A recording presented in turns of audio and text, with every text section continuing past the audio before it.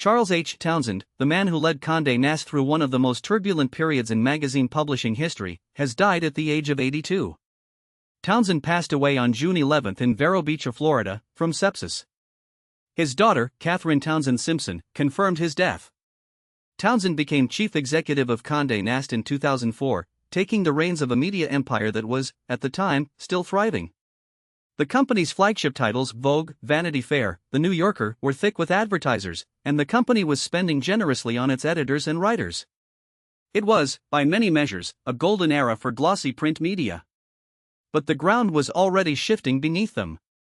The rise of the internet was beginning to hollow out the print advertising market, and Condé Nast, which derived roughly 70% of its net profits from advertising as of 2010, was in a particularly exposed position.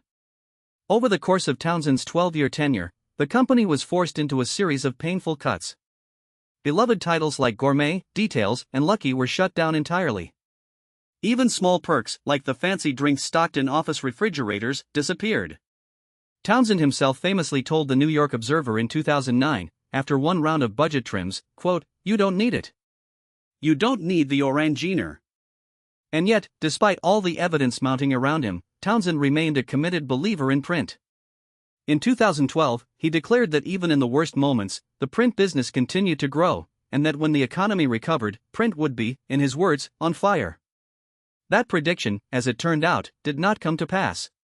Print revenues kept falling, and digital income struggled to fill the gap. Graydon Carter, who edited Vanity Fair from 1992 to 2017, offered a candid reflection on those years.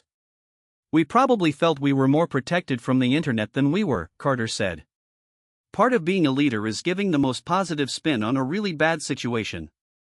At the end of 2015, Townsend stepped down as chief executive, transitioning to the role of chairman before leaving the company entirely in 2016.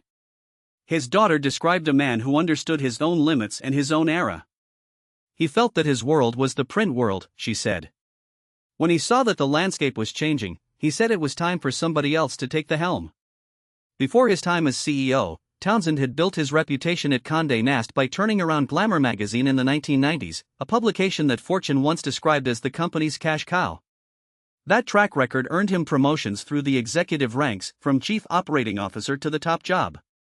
Charles Townsend's career mirrors the arc of an entire industry, a long run of prosperity, followed by a reckoning that no amount of optimism could hold back. He was 82 years old. I'm your host, thanks for listening.